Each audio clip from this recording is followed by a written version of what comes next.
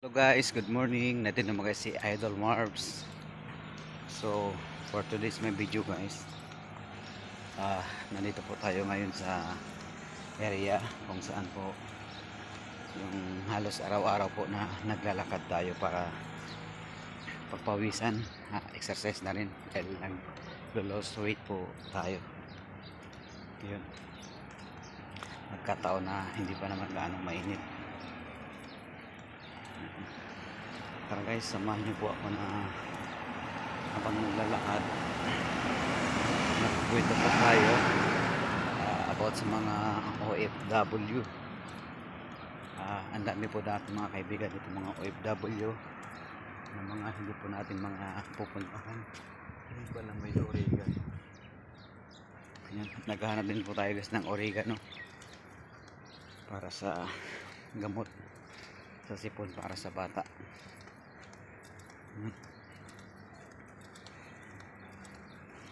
Ito guys yung area. Hindi kung makakita pa tayo dito mga naglilinis ng sasakyan, nagwawalis o ano pa man na alam po natin na nasa initan yung kanilang mga trabaho. Kahit paano ay pasayahin po natin sila na magkaroon man lang sila ng pambili nila ng kanilang makakain o ano pa man.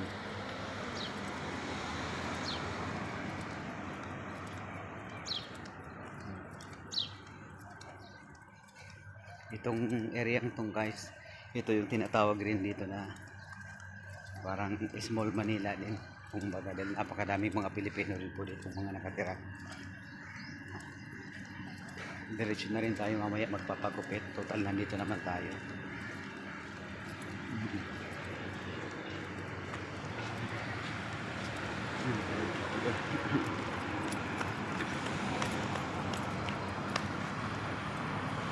So wait guys, room 4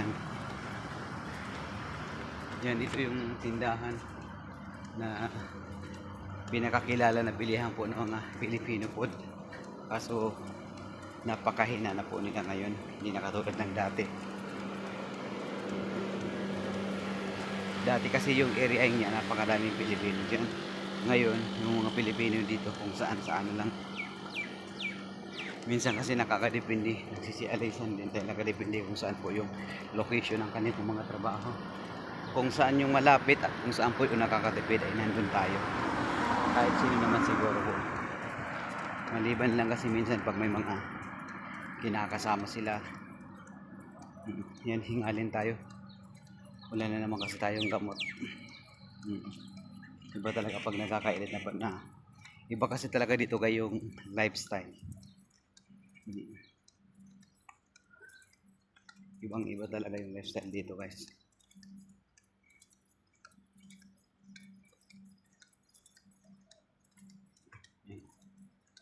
Ito na guys kung saan po yung location.